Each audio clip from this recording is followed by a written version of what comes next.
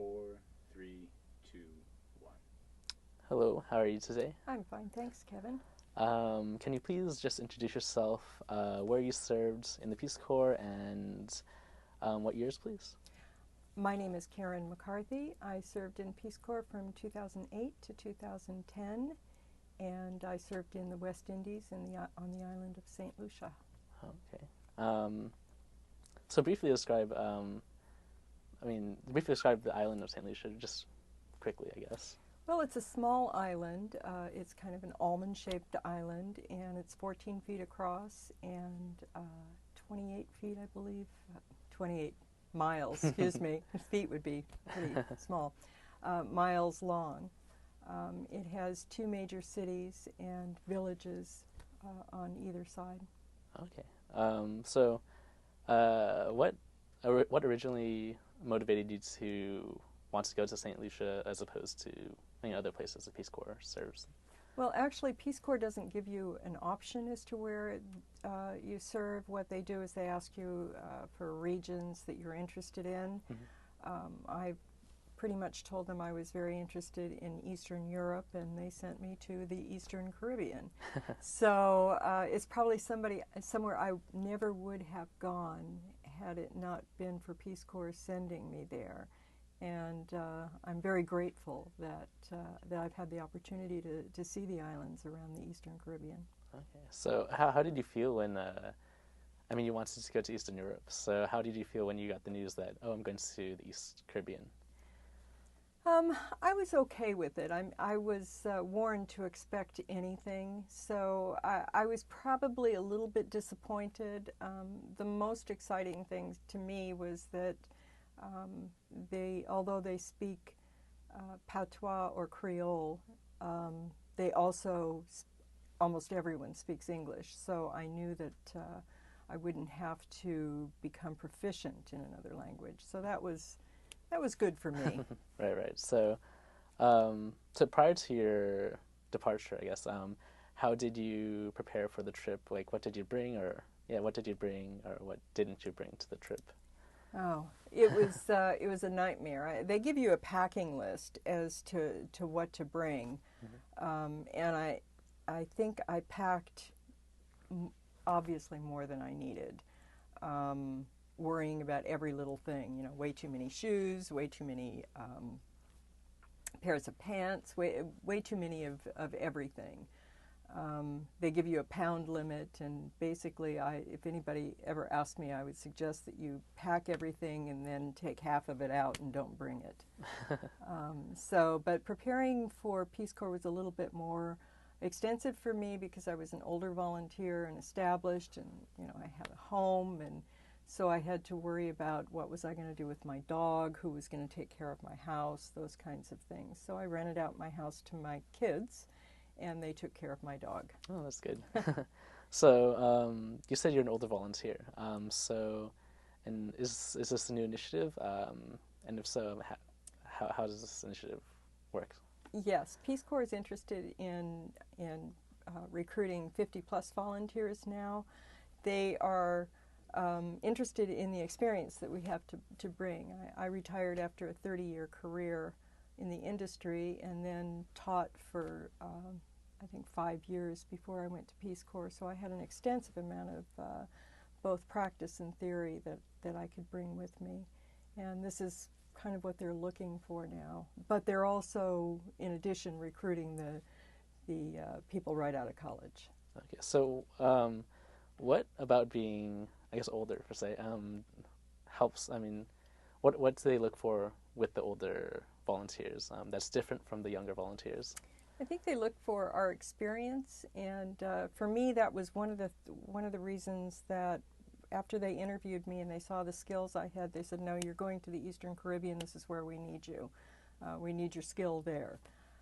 So, had I been younger, maybe I could have been in a whole lot of different places, but my expertise is in the area of change management and organizational effectiveness, and so with that, they felt they needed it in St. Lucia. Okay. So about your work in St. Lucia, What constituted most of your work while you were there for the 2 years? Well, I was a community development and NGO developer. And so on the NGO side, I wrote grants. For instance, I was able to obtain a large grant for a women's organization to help them develop an agro-processing business. And then on the community development side, I helped found a national after-school program. In 4 different communities, they had children in an after-school program which kept them off the streets. It was kind of an at-risk program. So I worked every day with children as well as adults. I put together a lot of training programs and facilitated them around the island to help the people in business understand the psychology of business and teaming, because that is a new concept to them. Okay. About teaching children, you mentioned in your blog the Junior Achievement Worldwide, I guess kit they sent you or whatever it was. For that program, you said you would want it changed to, well, not changed, but tailored to suit St. Lucian kids. If it were up to you, how would you change this program to suit the children there? The which program is that? The Junior Achievement. Oh, the Junior Yeah. Oh, that's a great story. I had this one this one lesson where we were to teach them the concept of production, and there's mass production and there's unit production. And so in order to do that, they gave me paper donuts, and then stickers to put, sprinkles on them and colors to color them. And so we used it as a unit production and then a mass production. And it was a great concept. So when I got into the classroom, I said, who's eaten a donut? And nobody in there had eaten a donut. And one little boy raises his hand and says, well, I know somebody who's eaten a donut. And so it just went on, and all we could do was talk about the way a donut may taste. So that was bad. And there was another thing where we were using money as a concept, and there were stickers of dollar bills and coins, but in the Eastern Caribbean they use Eastern Caribbean dollars. And so I had to throw out that complete exercise and create one that was relevant to them, where we created some banks, and I brought real money that they could look at and understand the lesson that way. So Junior Achievement needs to, and has recognized, because of some of the feedback Peace Corps volunteers have given them, that they need to look at this as an international program now and not just a domestic program. Okay. So Junior Achievement is the U.S.-based company that sources. Okay. Yes. Okay. It was exciting to me because I was in Junior Achievement when I was a kid. It sounds like a fun program. Yeah, it was kind of fun. So I mean, about the donuts, the children have never had donuts, so was that kind of shocking or surprising to you in any sense? It wasn't when I thought about it, but I guess I didn't give it enough thought before I got to that class. So what I did the next time is I came home for Christmas, and I went to Hostess Donut second shop, where you can get it. Okay, and they had these little tiny packages of donuts, and I loaded up on them, and I brought them home, put them in the freezer, and so the next time I had to teach the class, I brought those out and said, okay, I've got some real donuts here, and we're going to have these in the end, but right now we're going to do this lesson. That's great. So, I mean, to stay on topic of food, how is the food in St. Lucia? I mean, I believe I read you're vegetarian, or sometimes you eat meat, but in general. I eat chicken and fish. They eat goat, chicken, fish. My village is full of farmers, and the men go out in the morning, and they come back they go out in these little tiny boats, don't let me get off subject, but I'm going to. Okay. They come back in these little tiny boats, maybe 4 or 5 men, and they have spears and ropes, and they catch these huge marlin and dolphin, lots of dolphin, and they bring them back, and then they cut them up by the sea there, and they sell them. And what they don't sell, they bring their conch shells, and they blow the conch shells through the village, and then people come out and buy them. So there's an awful lot of fish that's readily available. And there's also chicken. They eat chicken backs, which was a puzzle to me because there's nothing on a chicken back to eat. Did you try it, or? Once. How was that? It was, I mean, there was just nothing there to eat, but they kind of like suck on the bones, and to me that was pretty disgusting. But, you know, it's that was their culture, and I understood it. A typical St. Lucian meal would be either chicken, fish, or goat. It might have, and it would have all of these things. It would have potato salad and beans and rice and pasta. And then they had what they called salad, which was a little tiny bit of cabbage kind of cut up. You'd think they would have more vegetables on the island, but really they didn't. So and what vegetables they did have, they would overcook. Okay.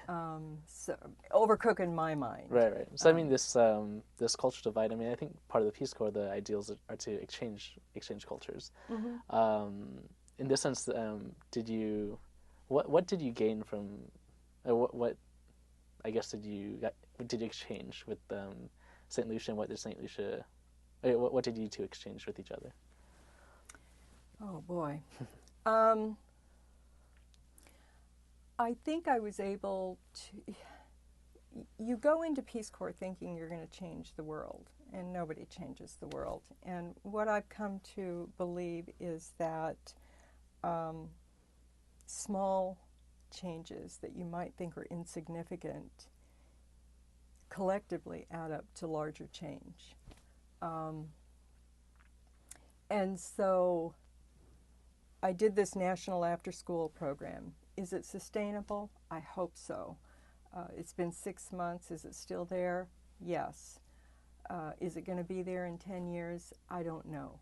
Funding is such an issue that it may or may not be there.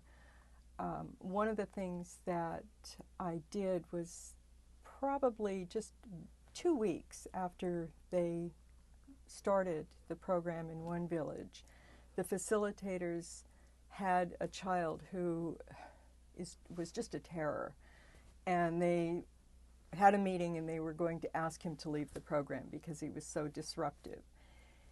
And so I was able to talk to them about mental models that they create, and we have a model in our mind that this child is going to be a terror, a horrible person, going to be disruptive, and we look for all the signs that we're right, but we don't see anything that he's done that perhaps is the good thing. And they listened, and this child became the model child in their program. And then they started to look for other children that were such terrors in the community, and they applied the same kind of thinking with them. So I can say that for a handful of children, maybe their lives have been changed for the better because of that small act. Saying on children, you said when you first walked into the classroom, the children stood up, and yeah, how did that feel? I mean, it's completely different from U.S. education. So, how did that feel, along with the uniforms and the customs? It's very very hierarchical when you go into a classroom. It's like I felt like I should have my cap and gown on. You go into this classroom, and the minute you do, everybody stands up. And as I said in my blog post, I had no idea what they were standing up for. I thought maybe they'd be sitting down in a few minutes. And after they were standing for several minutes, I asked them, "Why are you standing?" And they said, "Because we're waiting to be asked to sit down." And so I said, well, by all means, sit down. And it was such an interesting lesson because I also learned that they have noise in their head, and because I'm different, I had to address that. And the way I learned that was that I was teaching this lesson. I was teaching them rules on exporting and importing. And towards the end of the middle part of the lesson, I said, does anybody have any questions? And one little boy raised his hand and said, yes, Miss, I have a question. And they always call you Miss. And I said, okay, what is it? And he stood up and he said, are you wearing contact lenses? Because the noise in his head was, are her light eyes really light, or is she making them light? So what I learned about this is every time I went into a classroom, the children wanted to touch me. They wanted to feeling my hair was really important. Even when I was on a bus, adults would I could feel them. I would never turn around because I didn't want to embarrass them, but I could feel my hair being touched. So how did that feel to have adults touching your hair? And, it was really a good feeling. It was a good feeling because I recognized that they wanted to know something about me. It was kind of hard because I couldn't acknowledge what was happening because they were adults and that would have embarrassed them. Right. Were you ever afraid, or did you ever feel unsafe? Never. Oh, yeah. There was maybe one time in my village I felt unsafe. There was kind of a person that was a little mentally unbalanced, and I was in an area where I was alone, and so I hurried up to the top of the village. But everybody looks out for you. They're very concerned that their Peace Corps volunteers are well taken care of. I got lost in the rainforest one time. I was doing a hike from one end of the one side of the island to the other side, and I misjudged everything. I took my poor sister with me. It took us 14 hours. We came out of the rainforest at like 11 o'clock at night. It was pitch dark. I had a little flip phone, and we were using the light on the flip phone to mark our way. My entire village was out looking for me. They were so upset that I would do something like that without letting them know where I was and so on. And so how did it make you feel to, know the whole village was looking for you? It was nice. I didn't know that they would feel like they were such caretakers of me, and so it was a good feeling. Okay. Jumping to another subject. You talked about actually importing, exporting. You imported. You got some coffee from friends, and you got some soy bars from friends. How did that help you throughout your trip? Like the coffee and the constant reminders that your friends were still thinking about you. And it was nice. Packages are the thing that Peace Corps volunteers live for.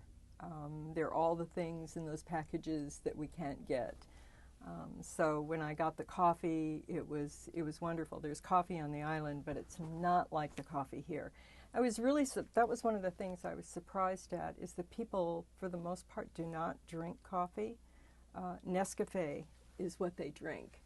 And that was kind of hard for me to get used to, so I would I rationed my grounds to make sure that I had enough. Yes, yes. So each one of those packages were absolutely wonderful.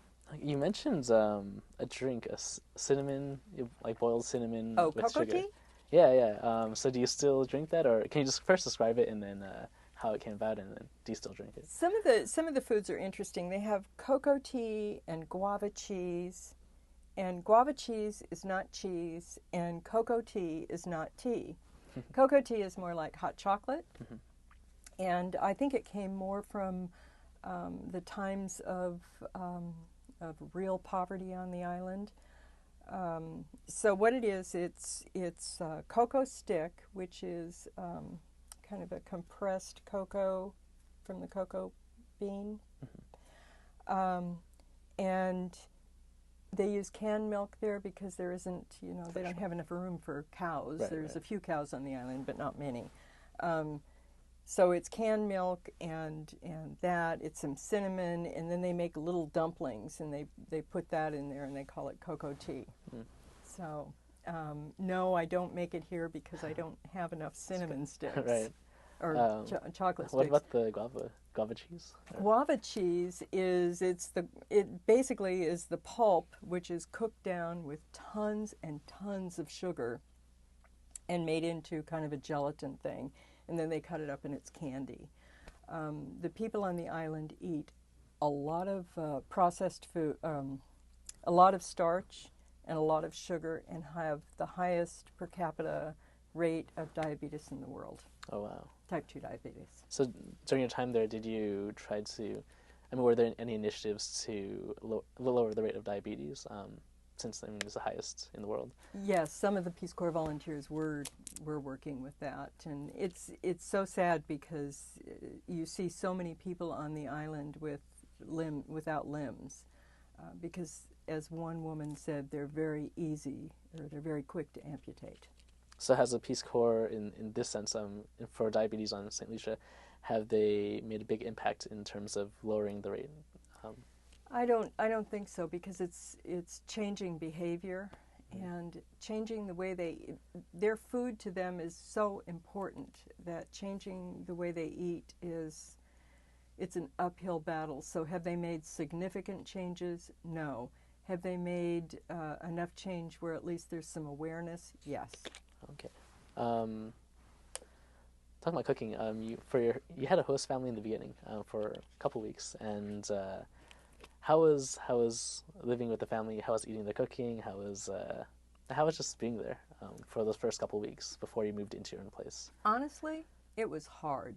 And it wasn't just a couple of weeks, it was 2 months. Oh, 2 months, okay. During the whole training, they have you living with a host family, and it was a difficult situation for me. I'm an adult, I'm older, I've been out on my own forever, and all of a sudden I have people who are packing my lunch for me, and Peace Corps giving me $2 a day walking around money, and I have to account for every minute there is my time. It was difficult, and I did a lot of meditation during that time. I remember sitting out on the porch and just watching the sunsets and just thinking it's almost over where you can be on your own. Other volunteers, though, absolutely adored it. And remained really great friends with their host families. So do you still keep in contact with your host family, or? I keep in contact more with the woman who was my landlord and lived downstairs. Her and her husband. They were the people that really took care of me and watched out for me during my time there. How do they watch out for you? Basically, they would take me. They initially took me all around the village, and they made sure that I knew where I should and shouldn't be, and where I should look for food, and where the supermarket was, and so on. They would, during holiday time, they would come up and they would make sure that I had the right holiday foods to eat during Creole Day and those kind of things. So they just kind of watched out for me the whole time I was there. They were great people. Okay, so talking about Creole Day, did you ever get the cornrows, or? I didn't. They really wanted to do that to me, but I didn't do it. But you said you got St. Lucian style hair. I believe I read in your blog. What style is that hair? It was my own. Pretty much, I wore it in a ponytail the entire time. I never. That was my St. Lucian hairdo. So, what are the advantages of having a ponytail while you're working? It was so hot. There's no air conditioning anywhere, so. Putting it in a bun or a ponytail was and I just let it go gray. I didn't dye it because there were not hairdressers on the island that knew how to cut this kind of hair. So did you just let your hair grow the whole time? Just let it go. Yeah, it was way long. So how did it feel coming back and getting a haircut and? Oh, it's nice. Cleaning up is always wonderful. But there's things that I miss about the island. I think one of the biggest things I miss is the simplicity of everything. Things are complicated here, In Los Angeles, you can't Fast-paced. go anywhere without a car. Right, right. In St. Lucia, you can go anywhere without a car. I had 3 bills in St. Lucia. It was the rent, the electric bill, and my phone bill. And that's it. But you all got paid at the bank. Do you want to talk about the bank at all, or? They just put my money into a electronic thing. You know, they just transferred the money, and they give you enough money to for you to live on an average level. So we don't have to worry about if we have enough food or what have you. Okay. Were finances a trouble, like in terms of getting your money, in terms of, because you said you had to wait in line for, you know, to pay at the bank to and to groceries, pay my yeah, bills. yeah, Oh, to pay your bills. yeah. Yeah. You don't mail things anywhere, and there isn't any electronic transfer. I think they're just bringing that into play, but I wasn't able to use it. And so basically you had to go to the bank to pay your bills. You paid your phone bill, your electric bill, everything was at the bank. And so you would go in there, and it was like the banks of yesteryear. I mean, I'm sure you're too young to remember, but before ATMs, everybody actually went inside the bank and waited. And so to pay a bill, for me, I had to walk probably a quarter mile down to the road, wait for a bus, and then go an hour and a half to get to the Capitol. And then I had to walk over to the bank, and the bank was generally about a 2-hour wait to get to the front of the line to pay my bills. And by then I was exhausted, and it was time for lunch and, you know, to head on back. So it was a full day to pay a bill. People in business, if they're very, very formal there, and so you need a letter to ask them anything. I mean, if you want a meeting, you need a letter. And this stems back years and years, even right after they were emancipated. If a man wanted to marry a woman, he wrote a formal letter to the father asking for Her hand. asking for a meeting. Oh, okay. So that then he could go ask for her hand in marriage. And so today, even in business, it's like that. If you want to meet with somebody, you have to send them a formal letter first requesting a meeting. And so just getting a meeting together can take forever. And because there's no mail system, you have to hand deliver all the letters Right. that you need to send out. So these formalities, you know, and along with going to church every Sunday night, things like that. How long did it take you to basically acclimate to the culture and? Boy, or did you get to acclimate to the culture? This is my field, and it took a while. It took a lot of patience. It's a big slowing down process, and it probably took about 6 months to understand it and a year to go with the flow. And 6 months left, and you have to go. And now I'm back here, and it's taking 6 months to understand being back here, and it'll probably take a year for me to get back into the flow. So, I mean, has your experience there and working with Peace Corps and volunteering, has it affected the way you teach, you know, at colleges? Does it Big affect? time. Yes. I think it's so important to talk about in business courses to talk about globalization at every turn, rather than going through courses and having a chapter on globalization.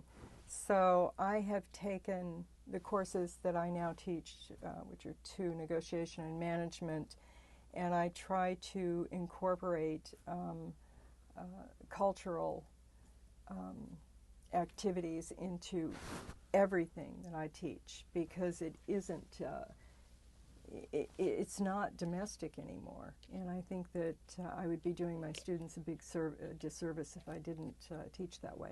Okay. In terms of education, in St. Lucia, how old are the books they use there? Or how old were the books you needed to use to teach them? Well, sometimes they have books and sometimes they don't. When I was teaching the import-export thing, they gave me an hour to prepare, and they said, oh, why don't you just teach this thing on import-export? I said, what? Where's the book? And they said, we don't have any, but here's some old papers, and we need an activity, and you'll have an hour. So it was one of the first times that I thought, oh my gosh, I have to, I have to be good. Right. Fortunately, they had the internet, so I was able to kind of grasp some things there. Students are expected in the secondary and primary schools are expected to buy their books and to buy their uniforms. And if you don't have money for books and uniforms, you don't go to school. And shoes, they have to be a special, color. So what's the percentage of kids who are attending school? I don't know. I don't think anybody really knows that. There are, what I found, there's all the kids that you see all the time, but as you hike through the village and into the more remote areas, you see a lot of the real dirt poor families, and those are the ones that are not going to school. So I don't know what the percentage is. I'm sure it's probably bigger than it should be. Right. I know that illiteracy, even with the kids that are going to school, is extremely high on the island. So as far as the Peace Corps training, did it get you prepared to see, I'm sure you saw a lot of things you were not used to. Did the training help you get used to this, and as far as language, and as far as, just seeing ultimate culture and, seeing extreme poverty? How did this training help, and could you describe it a little bit? They try. I don't think anybody can really prepare you for extreme poverty when you see it. But certainly they give you language so that, I knew enough Creole to get by because they speak English for understanding, but Creole for meaning. So they're likely, even in church, they'll speak English and all of a sudden they'll start breaking out in Creole because they want you to really get the meaning of what they're trying to say. So we had several weeks of language training. We also had a lot of cultural training so that we did understand, especially the relationship between men and women. That was very important for them to get us to understand for our own safety. Safety was another big piece of Peace Corps training, as well as the technical aspect. So the training was well-rounded. Some of it was extremely good and very useful. What parts of the program were extremely good and useful?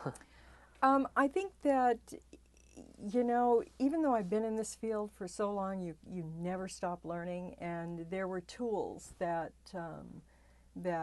they gave us. I think one of the things is to develop a seasonal calendar, which I had never really seen in business before, so that I could understand our market, our village was mainly fishing and agriculture.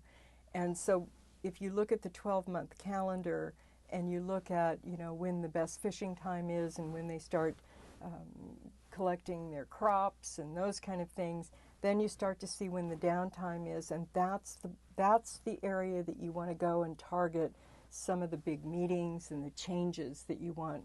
You can get more participation if you understand a seasonal calendar. Okay. How did it feel getting sworn in? You had to go to training for, what is it, 2 months? Or it was in St. Lucia. It's 2.5 months. 2.5 months, yeah. So how did it feel to get sworn in after all the training and so? It was great. It's you finally get to do what you're there to do.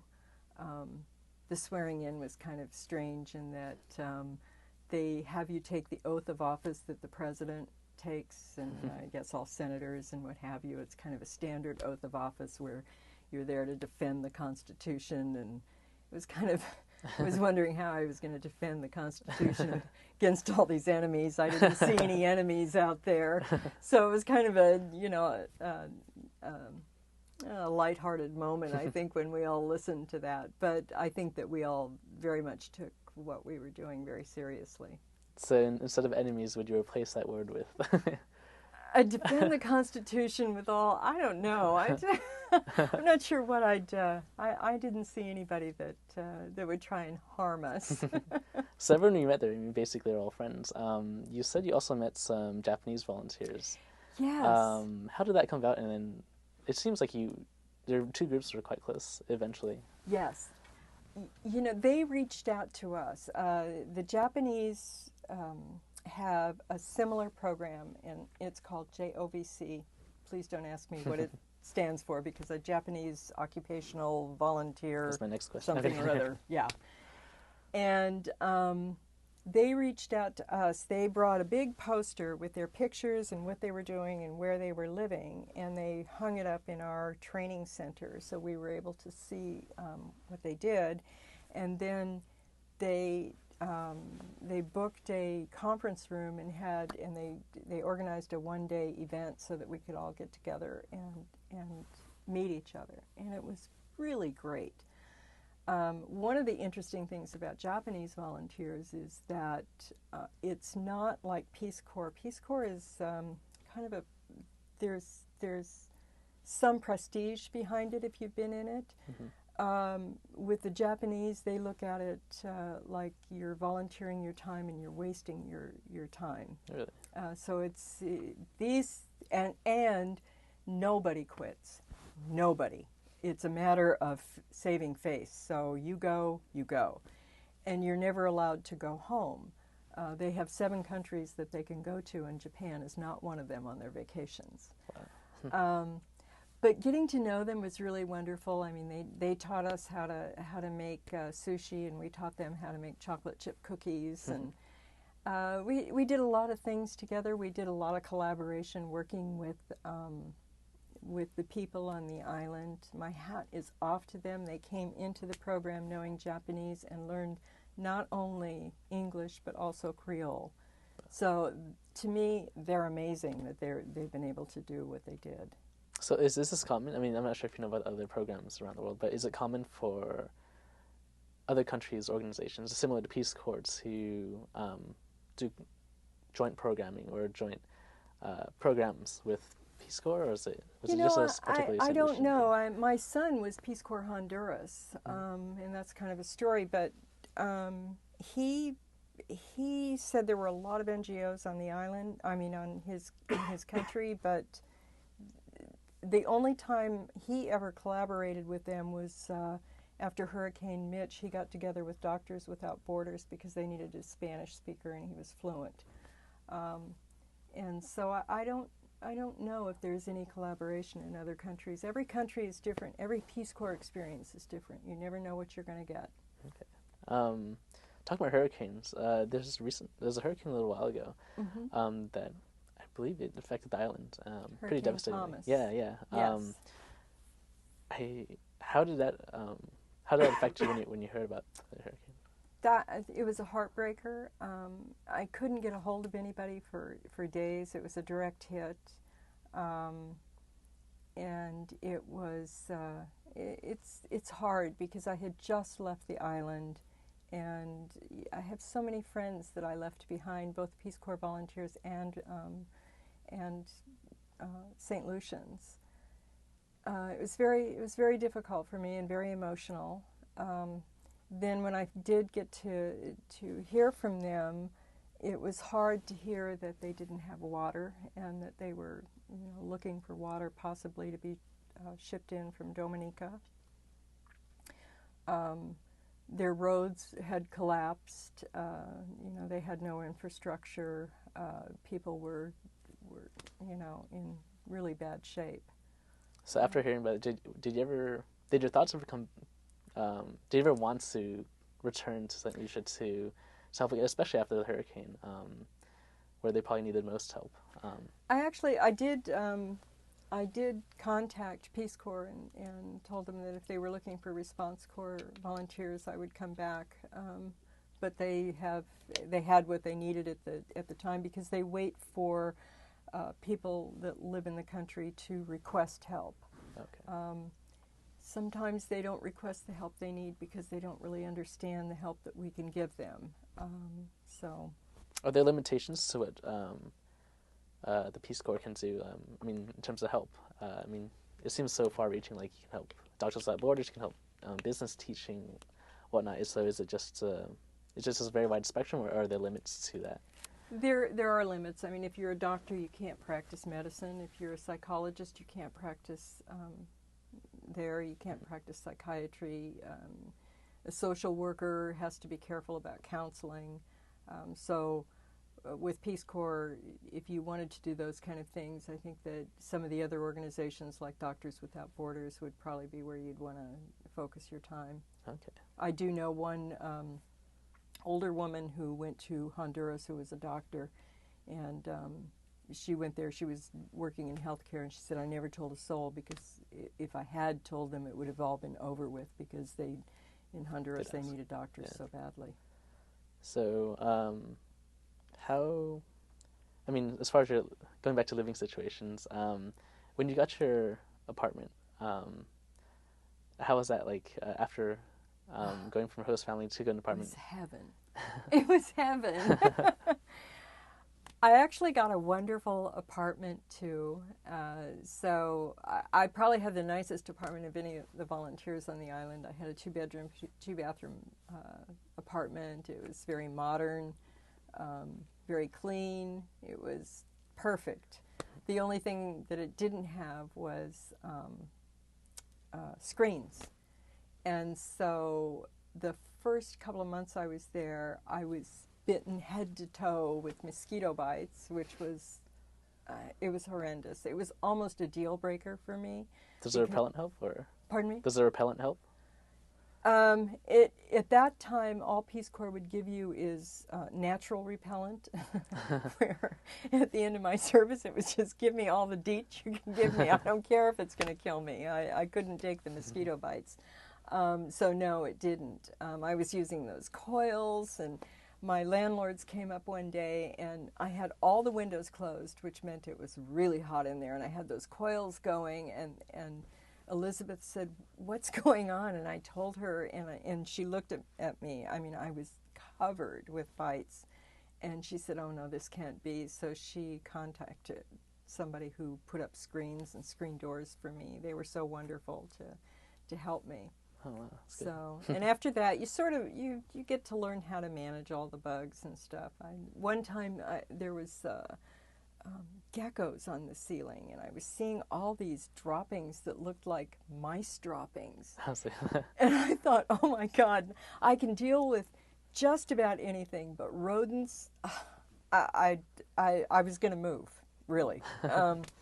And so I talked to one of the villagers, and I showed her a picture, because I took a picture of these droppings, and she said, no, those are gecko droppings. So once she told me that, I was okay, because there was always geckos all over the place, and they were fine with me. Okay.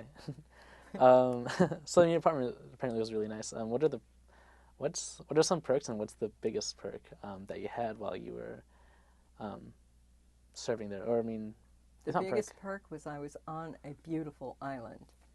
And so I would live I lived in a village that was unclean, and there was a lot of poverty. I would hunt and gather for my food. You go hunt in the supermarket and hope you can find something, because it's just a little tiny store. And then you run around the village and you kind of gather things from trees or things that people are selling.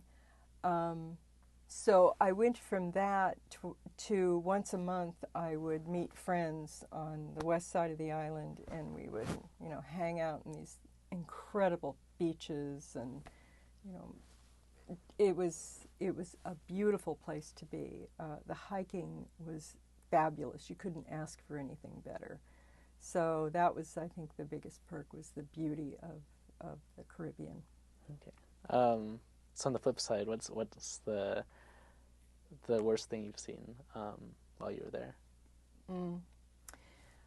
There was children don't know how to manage conflict, and that goes into their adulthood. And so adults don't know how to manage their own conflict. Adults would come to me to solve their problems, which to me was kind of very strange. Children, it's like, he did this to me and he did. I can't tell you how many times I said, this isn't my problem. You need to go learn how to solve these things. Okay, what do you want? What do you want? And I would kind of show them how to do that and move them on. And they don't have guns on the island, but they have cutlass. And they use them when they fight. And there was a young girl who was cut and killed right about 3 doors down from me. So I think that was probably the lowest point, to see this young schoolgirl killed by other girls because she was with somebody else's boyfriend. Did it scare you to see people, driving and walking around with cutlasses? This for agriculture, but that is so interesting because I'm old enough where I remember the last riots, and when I was coming, they sent us all home from work, and there was the Los Angeles riots. And when I was coming home, I remember seeing all these really scary people with guns on their shoulders in pickup trucks and knives, and it was a very scary time in my life driving home, and it took hours to get to do an 8-mile drive. And so when I first got to St. Lucia, you see men in pickup trucks with cutlasses kind of sitting in the back of pickup in the beds. And that was the first thought that came to me, because that's what I've been conditioned, is this is scary. But actually they're going to work out in the fields and they use their cutlasses, So right. It took me a little while to get used to seeing that kind of thing. They're supposed to wrap them up and stuff, but nobody ever does. So in a sense, did seeing this was it sort of like therapy to help you get over the rights, to kind of ease that memory, or? It was interesting to me because there's more than one way of looking at things, and just because we see something with our own lens doesn't mean that it means A. It might mean B or C or D. So it challenged me to think about what I was seeing. Okay. About what you're seeing, you met I believe, a Rastafarian, and he lived in an environmentally friendly house, and he had a goat and dog. Yeah. And he had a really cool water system to generate energy. Did you ever, after meeting him, did you ever get a chance to work with him? Because it seemed like he had a really good program. He wanted to teach the people on that island. Yeah. Actually, I worked with him quite often. So Sly and I became pretty good friends. He was close to my village, and we brought the children from the after-school program onto his property, and he allowed them to use the facilities. He had a big rope swing, and went into the water, and a big waterfall and what have you, because he had a sustainable electricity. But these children, actually, he taught them about making electricity and about water and conservation and why things are so important. And he talked about his Rastafarian ideas, the vegetarian and using the land and the respect that we should give that. And that was a good thing. All Rastafarians aren't well respected in the community where he is. Most of them are kind of looked at as the bottom rung, and that goes back pretty far in the 70s, when there were some problems with them that were resolved years and years ago. Okay. So he was a great guy, and loves teaching the children, and I loved working with him. Do you still keep in contact with him, or? I don't keep in contact with him. I do keep in contact with others in the village, though. Okay. How was has readjusting, coming back to LA, it's a huge difference. How has how's coming back been? Easy or difficult, or whatever it's been? How's coming back been? I think that, I mean, it's easy to slide into your own life, but there's kind of a guilt that you have for me, when I've slid into this life. I'm back to teaching a couple nights a week, and, I go to the gym, I'm retired, but it's not enough, and I haven't found out what is enough yet. I haven't found that avenue. So I miss the simplicity, as I said before. It's very difficult having to deal with all the complexities and worries. My roof had a leak, and now I got to get somebody to fix. I never had to worry about any of that stuff before. You have to worry about getting a car, and so I'm still going through the readjustment period, and still trying to figure out what it is I actually want to do now, because I retired so early that I still have some productive years. Right. That and I think it's important for me to give back. Is it hard? I mean, you came back recently, so is it hard just readjusting to the environment? I mean, you said it's easy, but I'm sure there must have been some difficulties in the beginning. What were the biggest difficulties? I was sure that I was not going to take my car everywhere I had to go. I was going to be able to walk to places and, do things the way they should be done. And it's not realistic. Have you taken the bus since you've No, gone back? no, I don't even understand the bus system. But over there, you're taking the bus. Over there, yeah. Everywhere. Everywhere. You don't drive over there you don't drive as a Peace Corps volunteer. There was one story you wrote about. I was wondering if you could explain a little bit more. The Peace Corps told you where the safe house was. It was a safe house, a blue house, I believe. And they told you to take the bus to villages. Can you describe this story a little bit more? The thing is that none of the houses there's no addresses anywhere. And so I was brand new, and they have safe houses where if you have a hurricane or something and they want you to consolidate, it's they'll have a place that you go. And so I was told to go to this one volunteer's house. And so I'm not sure what the story said, but I'll... Yeah. Okay. So I got on a bus and I told the bus driver, I said, I have to get off wherever Plants is. Plants is some restaurant. He goes, don't worry, I know where it is. So he gets me off there, and then I have these directions. Okay, you're at Plants. Now look across the road, and you're going to see a dirt road here and a dirt road there, and you'll see a goat tied up over here. Go in between the goat and the two roads, and then you're going to veer to the right, and you're going to see a cross, because that's where the doctor lives, and then you're going to go a little bit to the left, and you're going to see a pink house, and those are the directions that. So the landmarks, like a goat, and the landmarks are incredible. And that's how I told people how I lived too, where I lived, and they would find you. It's amazing how well you can actually do that. So I did eventually find the house, and we did the stuff. But when I came back, getting a bus to go back was, I was there for I think 2 hours. I almost thought, I'll just walk home. But I finally got a bus, and I think I got there late. But yeah, finding things is fun.